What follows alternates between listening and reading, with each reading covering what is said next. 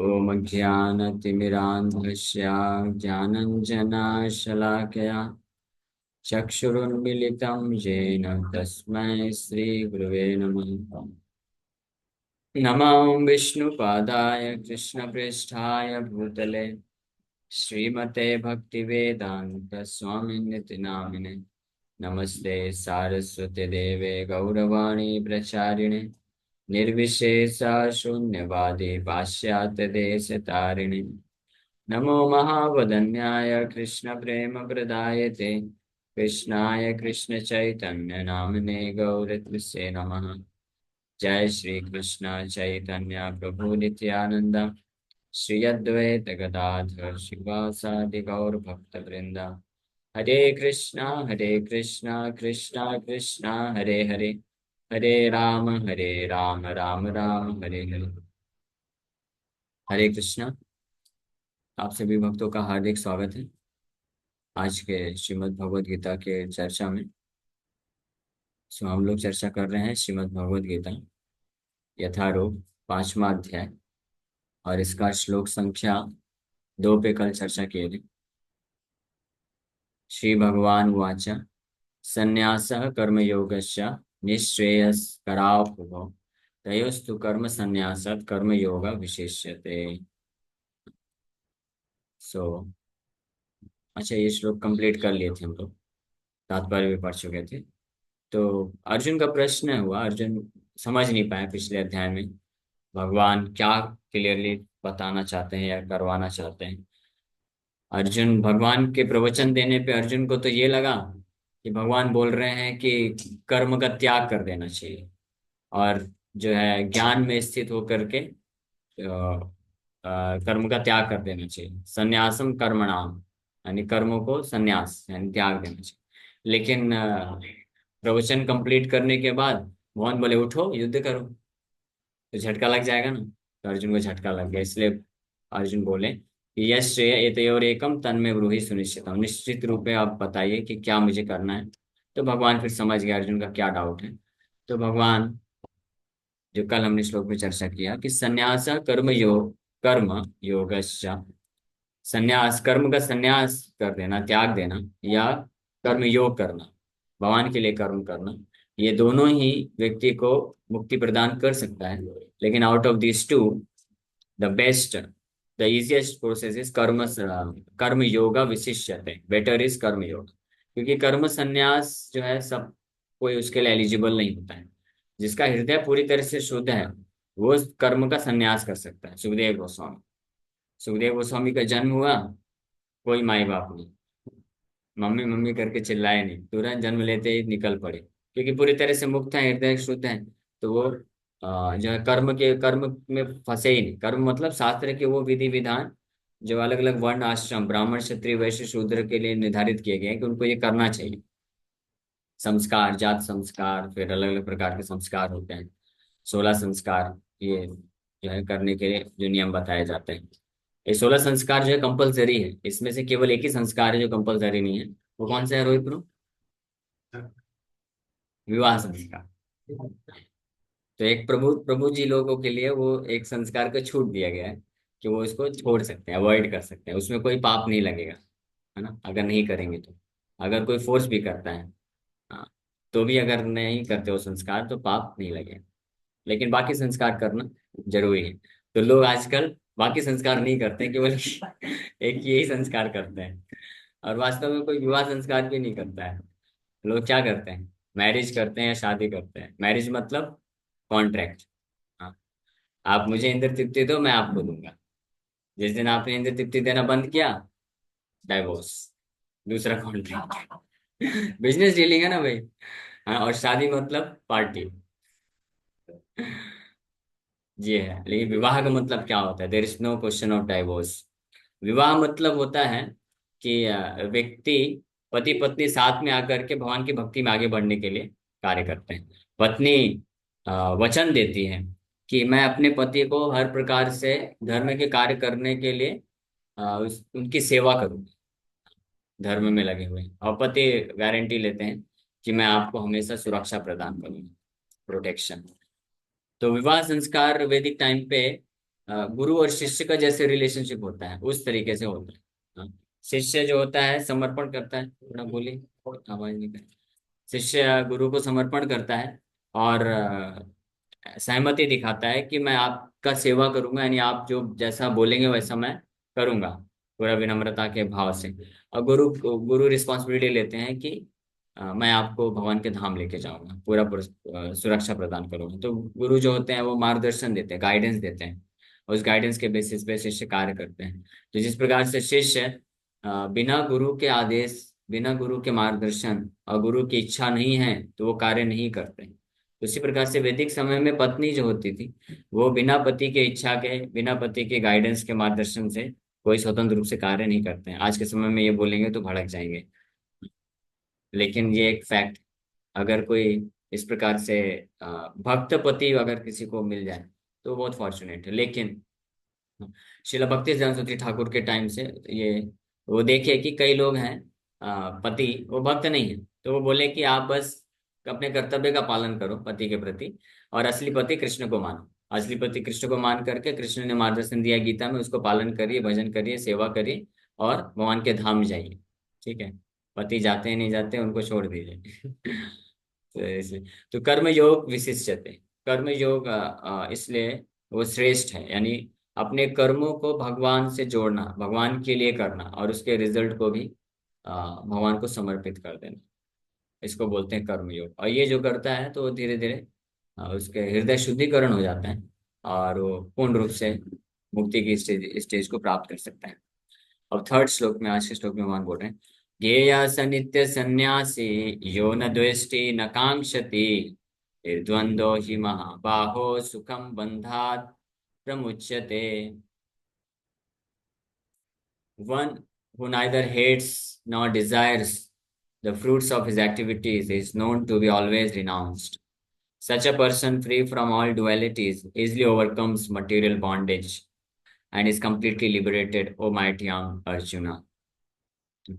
So, पिछले श्लोक में भगवान बताए कि कर्म योग विशिष्यते, कर्म योग कार्यों को भगवान के प्रति डेडिकेट करना और उसके फल को भगवान के प्रति डेडिकेट करना ये ज्यादा श्रेयस्कर है, श्रेष्ठ है कर्म को त्याग करने से।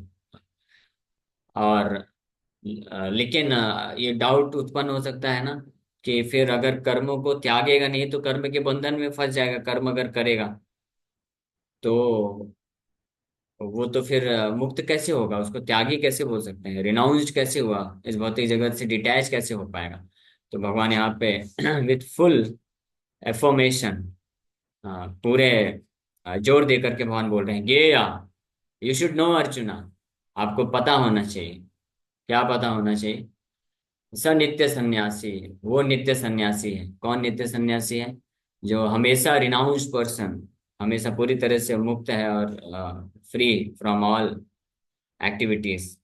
कौन है? यो न द्वेष्टि न कांक्षति, जो कार्यों को करते हुए भौतिक जगत में रहते हुए भी उससे उसको ईर्ष्या का भाव नहीं होता है, हेट्रेड, द्वेष द्वेष नहीं होता है, और ना ही उसको कांक्षति, कांक्षति मतलब इच्छा होना, desire. One who is free from hatredness and desire, कर्म को करने के प्रति और कर्म के फल के प्रति जो इच्छा और द्वेष से मुक्त होता है वो वास्तविक रूप में सन्यासी है।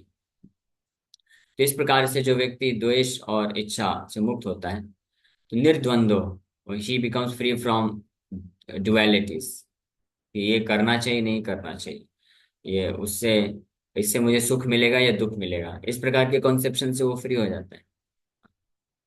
श्री महाबाहो सुखम बंधात प्रमुच्यते, वो हमेशा सुखी रहता है और बंधात प्रमुच्यते पूरी तरह से मुक्त हो जाता है। He is completely liberated, easily overcomes material bondage and is completely liberated, और ही इज हैप्पीली सिचुएटेड। ऐसा व्यक्ति ही वास्तव में सुखी रह सकता है, वो व्यक्ति नहीं जो या तो कर्म करता है आसक्त होकर के या कर्म को त्याग देता है। कर्म को त्याग देने वाला व्यक्ति भी वास्तव में दुखी रहता है। क्यों? क्योंकि वो ये सोच के त्यागता है किसी कार्य को, किसी वस्तु को या किसी व्यक्ति को कि इससे मुझे दुख मिलेगा, इससे मैं दुखी हो जाऊंगा। लेकिन त्यागने के बाद उसकी भावनाएं तो उधर ही रह जाती हैं। वो आसक्ति बनी रह जाती है, इसलिए वो दुख को महसूस करता रहता है। इसलिए त्याग करना जो है अपने आप में उपाय नहीं है। और कांक्षति अगर इच्छा करता है उसको प्राप्त करने के लिए, तो वो तो अपने आप में इंटेंगलमेंट है ही, वो तो फंसना होता ही है ना। तो इसलिए ये सोल्यूशन है। सोल्यूशन क्या है? अगर इन दोनों चीज से मुक्त होना चाहता है, वास्तव में ये जो चीज है, दूसरा लाइन, यो न द्वेष्टि न कांक्षति, ये केवल और केवल वही व्यक्ति कर सकता है जो पूर्ण रूप से भगवान पे आश्रित है, भगवान का आश्रय लिया हुआ है। अदरवाइज कर ही नहीं सकता। मैंने एक बार एक उदाहरण बताया था, जयपुर में हम लोग डिस्ट्रीब्यूशन कर रहे थे। तो एक कोचिंग क्लास का एक प्रोफेसर, बहुत बड़ा था, एज में था, काफी एजेड था वो। और संस्कृत में पीएचडी किया था। बोला मैंने भगवत गीता पे पीएचडी किया है। हाँ, और श्लोक फटाफट बताता है, जानता है। तो फिर ऐसे प्रश्न पूछा कि आप लोग गीता डिस्ट्रीब्यूट तो कर रहे हैं, लेकिन इसका कोई फायदा नहीं, ऐसा वो बोला। हम स्टूडेंट को गीता देना चाहते हैं, हम ऐसा करके गए। बोले आप कर रहे हो बट कोई फायदा नहीं। क्यों फायदा नहीं है? क्योंकि इसमें जो लिखा है वो थ्योरी है, कोई कर ही नहीं सकता। बोला कौन सा चीज है जो नहीं कर सकता है? तो बताया कि गीता में लिखा है कि न द्वेष्टि न कांक्षति, कि व्यक्ति को कार्य और कार्य के फल के प्रति द्वेष भी नहीं होना चाहिए और आसक्ति भी नहीं होना चाहिए। बिना आसक्ति के कार्य करना चाहिए, कर्म करना चाहिए। तो बिना रिजल्ट, बिना फल को प्राप्त करने की इच्छा से कार्य करना चाहिए, निष्काम भाव से। तो ये कैसे संभव है? ये तो पॉसिबल ही नहीं। अगर किसी का इच्छा ही नहीं होगा कि मुझे कुछ फल प्राप्त करना है, तो कार्य क्यों करेगा? करेगा क्या? आपको भूख नहीं लगेगी तो आप कुकिंग करोगे? क्यों? हाँ, वेरी नाइस, गुड बाय। देखो देखो, गुड बाय, बहुत अच्छा जवाब दिए, है ना? है ना? इसलिए ये प्रभुपाद जी की कृपा है। अभी कितना समय हुआ, 6 8 10 महीने, 1 साल हुआ ना लगभग। प्रभुपाद जी वहां वो पीएचडी करके बैठा है। 70 70 साल का बूढ़ा व्यक्ति, पूरा जीवन अपना संस्कृत में और भगवत गीता पढ़ने में पीएचडी कर लिया। और उसके बाद कंक्लूजन में क्या आया? भगवत गीता गलत है। ये कंक्लूजन में आया कि भगवत गीता में जो लिखा है वो पॉसिबल नहीं है। हाँ, और यहाँ पे प्रभुपाद जी की कृपा से 8 10 महीने, 1 साल 1.5 साल जो भी है, एक भक्त हैं जो पढ़ना चालू किए, तो इमिडिएटली तुरंत सबसे परफेक्ट आंसर दे दिए। बोले पॉसिबल है। हाँ, जो वो व्यक्ति प्रश्न सही पूछा अपने स्तर पे, कि अगर भूख नहीं लगी है तो कुकिंग करने के लिए क्यों इंस्पायर्ड होगा व्यक्ति, है ना? लेकिन होगा, भक्त होगा। क्यों? भगवान के लिए कुकिंग करना है ना, भगवान को खिलाना है। यस, तो होगा उसी प्रकार से। तो ये मैं उसको यही बताया कि ये पॉसिबल है, लेकिन आपके लिए पॉसिबल नहीं है। प्रेम से बोला मैं। ये पॉसिबल है, लेकिन आपके लिए पॉसिबल नहीं। किसके लिए पॉसिबल है फिर? वो बोला भक्त के लिए पॉसिबल है। इसीलिए भगवान ने गीता इस प्रकार से बोला है कि अगर गीता के प्रिंसिपल्स को अप्लाई करना चाहेगा कोई, तो he must become a devotee. इसलिए हम तुम्हें भगवान बोल भी दिए कि अर्जुन, तुम मेरे भक्त को ही सुनाना है गीता। हाँ, केवल मेरे भक्त को सुनाना, जो मेरे प्रति दोष नहीं रखता उसी को। ऐसा क्यों भगवान? क्योंकि दूसरा व्यक्ति समझ ही नहीं पाएगा। अगर समझेगा भी, माथा पूरा लगाने के बाद, जीवन भर पीएचडी करने के बाद समझ भी गए गलती से, तो बोलेगा पॉसिबल ही नहीं है। हाँ, तो इसलिए व्यर्थ हो गया ना, वो पासवर्ड तो डाल ही नहीं पाएगा। हाँ, तो क्या फायदा हुआ? इसलिए भक्त को बच दो। वो तो प्रभुपाद जी की असीमित कृपा है। प्रभुपाद जी बोले नहीं भगवान, आप बोल रहे हैं भक्त को, तो भक्त कहाँ ढूंढेंगे? कौन है भक्त? कोई मिलेगा ही नहीं। तो आप क्या करोगे फिर? हम बीबीटी खोलेंगे, हाँ, और सबको गीता बांटेंगे। तो उससे फायदा क्या होगा? वो समझेगा ही नहीं, अप्लाई नहीं कर पाएगा। नहीं, हम उसको अप्लाई करना सिखाएंगे, उसको भक्त बनाएंगे पहले। हरे कृष्ण महामंत्र जप कराएंगे, 4 नियम पालन करवाएंगे, मंगला आरती अटेंड करवाएंगे, हाँ, और ये सब करके उसको भक्त बनवाएंगे। फिर वो आपका गीता समझ जाएगा। तो मोहन बोले वेरी नाइस, गुड बॉय, जाओ, you become my commander in chief, मेरा सेनापति भगत बन जाओ और जाओ। इसलिए भगवान, प्रभुपाद जी एक बार बताते हैं कि I did not want to come to this nasty place, ये सबसे घटिया जगत में मैं आना नहीं चाहता था, इतना बेकार जगत है। ऐसा लगता है आपको कि संसार बहुत बेकार है, घटिया है? नहीं, थोड़ा अच्छा भी है। पूरा कॉन्फिडेंस के साथ नहीं बोल रहे हैं। जिसको भी जिस दिन ये महसूस हो गया ना कि ये संसार जो है बहुत घटिया है, बहुत बेकार है, ये संसार बेकार है, संसार के लोग बेकार है, संसार की वस्तुएं बेकार है, सब कुछ बेकार है, शरीर ही बेकार है। हाँ, अभी तो बहुत यंग है, हट्टे कट्टे हैं, बहुत कुछ कर सकते हैं, 10 12 15 20 साल के बाद खत्म, फिनिश, है ना? वो जो, उसको क्या बोलते हैं, एक दिवाली के टाइम को, पाउस हाँ, पाउस पाउस पाउस, रॉकेट हाँ रॉकेट जैसा होता है ना, वो जलता है। पाउस हाँ, अनार फुलझड़ी, दाना। फुलझड़ी, फुलझड़ी है, ओके। तो उसको जलाते हैं, तो वो बिल्कुल, हाँ, कुछ समय के लिए, और उसके बाद फिनिश। ये भौतिक जगत में हर चीज वही है, हमारा शरीर, हमारा बुद्धि, हमारा जो इंडेवर है, प्रयास, यहाँ से भौतिक सुख प्राप्त करने की जो इच्छा है, जो कामनाएं होती हैं कि ये करके मैं सुख प्राप्त कर लूंगा, ये उसी की तरह होता है, दूर से ऐसा दिखता है। हाँ, जैसे जो मौत बोलते हैं ना, पखियारी बोलते हैं, वो लाइट को देख करके दूर से भागती है तीव्रता से, उसको दूर से देख के बहुत अट्रैक्शन होता है, लेकिन जैसे ही पास जाती है तो उसके हीट के प्रभाव में आकर के भस्म होके खत्म हो जाती है। वैसे इस संसार में व्यक्ति ऑब्जेक्ट्स ऑफ सेंस ग्रेटिफिकेशन, इंद्र तृप्ति के जो वस्तु होते हैं उसके तरफ तीव्रता से भागता है, पास में जाता है तो ब्लास्ट हो जाता है, फिनिश। हाँ, ऐसा होता है ना, एक लड़का लड़की दूर से देखते हैं, लगता है कितना अच्छा होगा अगर हम साथ में रहेंगे, बातचीत करेंगे, घूमेंगे फिरेंगे, हाँ, ऐश करेंगे, लेकिन फिर क्या हो जाता है, ऐश बन जाता है। ऐश मानते हैं ना, राख। ऐश कौन करता है, ऐश कौन करता है? ऐश जो है, जो माया देवी है, वो मजे लेती है, वाह, एक फंस गया बकरा हाथ में। इसलिए ये सब भ्रम में नहीं फंसना चाहिए, कोई भी भौतिक, कृष्णा, कृष्णा और कृष्ण की भक्ति के अलावा इस संसार में कुछ भी है वो हमको सुख नहीं दे सकता है, वो केवल हमको भ्रम में डाल के रखेगा। इसलिए न द्वेष्टि न कांक्षति, इसलिए जो भक्त होता है वही वास्तव में, क्योंकि उसकी भावना कृष्ण के प्रति है, कृष्ण की सेवा के लिए वो तत्पर रहता है, कृष्ण को प्रेम करना चाहता है, कृष्ण की सेवा के लिए करना चाहता है, तो वो कार्य करने के लिए भी तैयार रहता है, जो ऑर्डिनरली वो नहीं करेगा अपने लिए, लेकिन कृष्ण की सेवा के लिए जरूरत है तो करेगा। लेकिन ऐसे कार्य जो बहुत डिजायरेबल होते हैं, करना है करने के लिए, हाँ, डिजायरेबल समझते हैं ना, वांटेड, जो हर कोई संसार में करता है, लेकिन वो कृष्ण की सेवा के लिए उचित नहीं है, कृष्ण भक्ति में आगे बढ़ने के लिए उचित नहीं है, तो उसको क्या कर देता है, रिजेक्ट कर देता है ना? समझ पा रहे हैं ना? जैसे इस संसार में मोस्ट डिजायरेबल क्या है, हाँ, पैसा, हाँ, और, हाँ, पकड़ लिया, हाँ, तो एक एक लड़के के लिए लड़की, लड़की के लिए लड़का, ये मोस्ट डिजायरेबल। लेकिन कृष्ण का जो भक्त है वो जान जाता है कि ये एक जो है, इसका कोई मतलब नहीं है, ये फालतू फंसने जैसा ही हो जाएगा। हाँ, कृष्ण भक्ति में बढ़ने के लिए ये उचित नहीं है, अनडिजायरेबल, वर्ल्डली बाहर से डिजायरेबल है, लेकिन ये सही नहीं है, तो छोड़ देता है, वो कृष्ण भक्ति के लिए लग जाता है, डेडिकेट कर देता है अपने आप को, जो फॉर्चुनेट होते हैं। तो इस तरह से तो मैं उसको यही समझाया कि केवल जो भक्त है वो कर सकता है।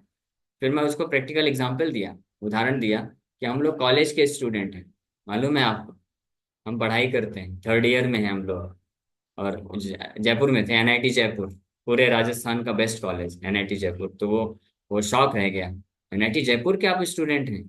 हाँ, मैं अकेले नहीं हूँ, हमारे साथ 10 12 और हमारे फ्रेंड्स हैं, और हम सब लोग इससे, क्योंकि हमको धोती कुर्ता में हम लोग गए थे, धोती कुर्ता में देख के सोचा कि आ गए कहीं से पंडित बाबा लोग गीता प्रचार करने के लिए, पैसे कमाने के लिए। जब बाद में परिचय दिए तो वो शौक रह गया, तो बोला हम लोग इसमें एक पैसा भी नहीं लेते, एक पैसा भी नहीं कमाते हैं, हमारा छुट्टी है, हम लोग सुबह से लेकर के ऐसे 6 8 घंटे 10 घंटे जा जा करके स्टूडेंट्स को गीता देते हैं। हाँ, तो हम ये कार्य कर रहे हैं कोई फल प्राप्त करने के लिए नहीं। तो हो गया ना, आप बोले पॉसिबल नहीं, पॉसिबल दिख रहा है कि नहीं दिख रहा? तो फिर अलाउ कर दिया, हाँ पॉसिबल है। तो इस तरह से ये इस श्लोक में जो भगवान शिक्षा दे रहे हैं, न द्वेष्टि न कांक्षति, इस स्थिति में रह करके जो कार्य करता है, ज्ञेय स नित्य सन्यासी, उसको नित्य सन्यासी मानो अर्जुन। हाँ, और ऐसा व्यक्ति जो है इस भौतिक जगत के ड्युअलिटी, द्वंद्व से मुक्त हो जाता है, और सुखम बंधात प्रमुच्यते, वो असली सुख को प्राप्त करके बंधन से मुक्त हो जाता है। ठीक है, श्रील प्रभुपाद जी बहुत ही सुंदर तात्पर्य लिख रहे हैं। श्रील प्रभुपाद जी की तात्पर्य की सुंदरता, हाँ, ये है कि प्रभुपाद जी बहुत घुमाते नहीं हैं इधर उधर। इस श्लोक में भगवान कृष्ण ने कहीं पे ये नहीं बोला कि मेरा भक्त है, या जो मेरा शुद्ध भक्त है, मेरे प्रति कॉन्शियस है, कृष्णा कॉन्शियस है, भगवान बस प्रिंसिपल बता रहे हैं। नहीं, प्रभुपाद जी देखिए क्या लिखते हैं तात्पर्य में। भगवान केवल क्या बोले, one who neither hates not desire the fruits of his activities is known to be always renounced, है ना। तो ये एक थ्योरेटिकल हो गया। अब ये कौन कर सकता है, ये भगवान बोले नहीं क्लियर, आगे चल के बोलते हैं भगवान। Such a person free from all dual easily overcomes material bondage completely liberated O mighty अमर्शन, ऐसा भगवान बोले। अब प्रभुपाद जी क्या लिखते हैं पहले ही लाइन में, one who is fully in Krishna consciousness is always a renouncer because he feels neither hatred nor desire for the results of his actions।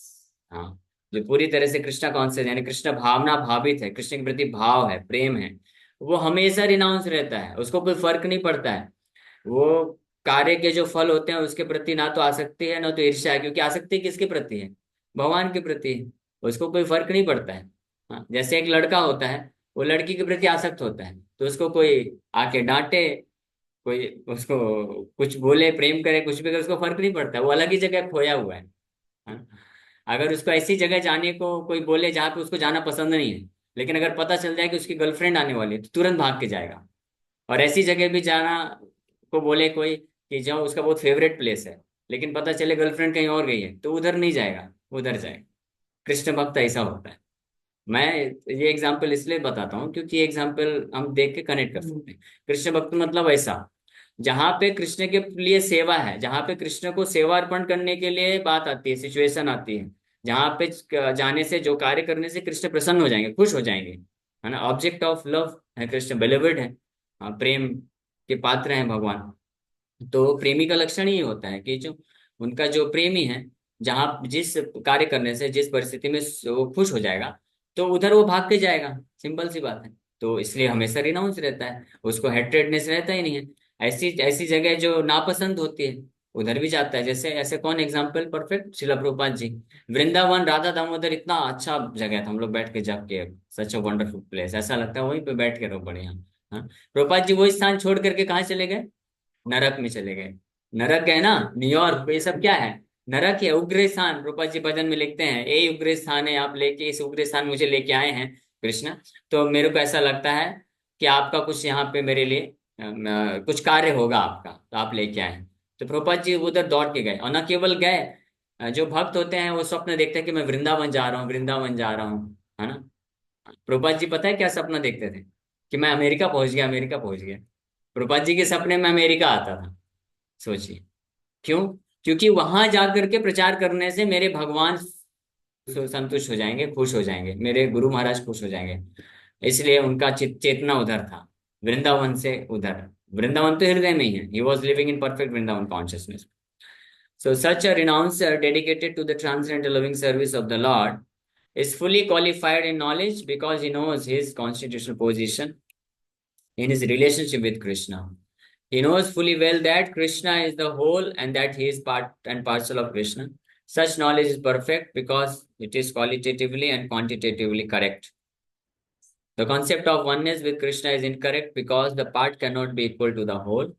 Knowledge that one is one in quality yet different in quantity is correct transcendental knowledge, leading one to become full in himself, having nothing to aspire to or lament over. There is no duality in his mind because whatever he does for Krishna. इसलिए कोई duality नहीं. Being thus freed from the platform of dualities, he is liberated even in this material world. इस प्रकार से द्वंद्व से मुक्त होकर के वो इस भौतिक जगत में रहते हुए भी क्या होता है, क्या होता है बताइए। हाँ, हाँ, भ्रमित तो नहीं होता है, मुक्त होता है। जीवन जीवन मुक्त स उच्यते। हाँ, क्योंकि उसके लिए क्लियर कट पता रहता है कि हाँ ये कृष्ण की सेवा के लिए अप्रोप्रिएट है, okay let me do it. ये अप्रोप्रिएट नहीं है, reject, finish, simple.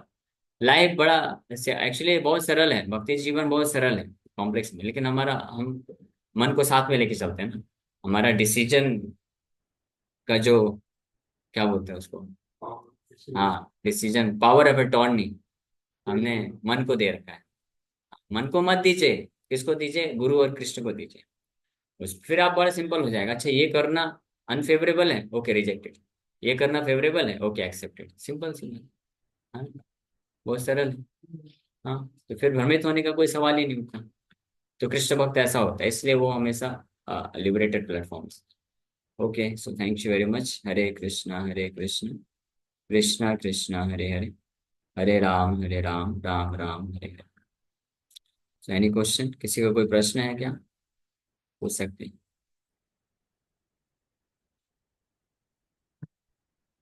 Yes Mukesh प्रभु जी. हाँ, आपको हरे याद कर कृष्ण रहा प्रभु। था मैं. भागवतम क्लास में याद कर रहा था. अभी आपने वो बताया कि जैसे फुलझड़ी होती है वो थोड़ी देर के लिए चमकती है, फिर वो फुस हो जाती है। तो ऐसे ही प्रभु जी हम लाइफ में जब हम देखते हैं कि भाई एग्जाम्पल हम होटल में गए हैं तो इतना खाना खाते हैं तो वो थोड़ा सा मतलब तभी थोड़ा सा मजा आता है, लेकिन बाद में पेट खराब होता है। और थोड़ी सी धनराशि के लिए हमको पता है कि गलत है ये, लेकिन थोड़ी की धनराशि के लिए हम गलत ये कर देते हैं। तो मतलब वो टाइम मतलब माया क्या ऐसा कर देती है कि हम कंट्रोल नहीं कर पाते थे हम। ये एक natural, because of natural attraction, एक स्वाभाविक आसक्ति होने के कारण ये स्पॉन्टेनियसली हो जाता है. जैसे कृष्ण भक्त स्पॉन्टेनियसली कृष्ण के लिए कार्य करने लग जाता है, कृष्ण का स्मरण करता है, कृष्ण के लिए डेडिकेट करता है. वैसे मेरे जैसे जो संसार में बद्ध जीवात्मा होते हैं, वो spontaneously objects of sense gratification के प्रति आकर्षित हो जाते हैं. वो पता भी नहीं चलता, इवन विदाउट दियर नॉलेज. हाँ, पता भी नहीं चलता है. इसी को भगवान 3 चैप्टर 34 वर्ष में बोले. इन्द्रियस्येन्द्रियस्यार्थो राग द्वेषो व्यवस्थितो तयोर्न वशमागच्छेत् अस्य ही परिपंथन. इंद्रियों का एक नेचुरल स्वाभाविक अट्रैक्शन है इंद्रियों के ऑब्जेक्ट के प्रति. लेकिन जो व्यक्ति ज्ञान रखते हैं, अपनी बुद्धि का इस्तेमाल करके उसके तयोर न वशम आगच्छेत्, उसके वश में नहीं आ जाना चाहिए, कंट्रोल कर लेना चाहिए. क्योंकि ये these are great stumbling blocks on the path of Krishna consciousness. Krishna भक्ति में आगे बढ़ने के लिए एक जो है बहुत बड़े बाधक है. तो इसलिए भक्तों के संग से जब हम ज्ञान प्राप्त करते हैं, तो फिर हम धीरे धीरे जो ये नेचुरल जो इंक्लिनेशंस हैं, स्वाभाविक प्रवृत्तियां होती हैं इंद्रियों को तृप्त करने के लिए, हम उसको अवॉइड करना सीखते हैं. तो इंद्रिय तृप्ति को पूरी तरह से नष्ट करने के लिए नहीं बोला जा रहा है. ऐसे सेंस ग्रेटिफिकेशन जो कि फेवरेबल होते हैं, जो विघ्न नहीं डालते हैं कृष्ण भक्ति में आगे बढ़ने के लिए, वो किया जा सकता है. क्योंकि हमारे स्टेज में पूरी तरह से सारे सेंस ग्रेटिफिकेशन भी नहीं छोड़े जा सकते हैं. लेकिन ऐसे सेंस ग्रेटिफिकेशन, ऐसी इंद्रिय तृप्ति जो जो है रेड जोन में, यानी जो बाधक है, उसको उसको त्याग देना चाहिए. नहीं तो हमको एडवांसमेंट करने के लिए बहुत दिक्कत हो जाएगा. इसलिए 4 नियम क्योंकि प्रभुपाद जी बताए हैं, तो 4 नियम पालन करेगा कोई तो वो परफेक्टली आगे बढ़ सकता हाँ, इसलिए प्रभु जी ये छोटी सी जो मतलब बैड हैबिट है वही मतलब एक छोटी सी बात है, इसको हम मतलब कवर नहीं कर पाते। है.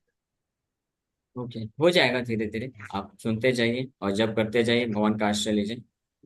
हाँ, anything Hare is possible Krishna. In Krishna और कॉन्शियस. मैं हरे कृष्ण. और मैं कभी भी मिस नहीं करता हूँ आपका क्लास, सो डोंट वरी। मैं कैसे भी करके वो वरना रिकॉर्डिंग भी अच्छा सुन अच्छा. लेता हूँ। ओह अच्छा. ठीक है, thank you. Hare okay, Krishna. Thanks.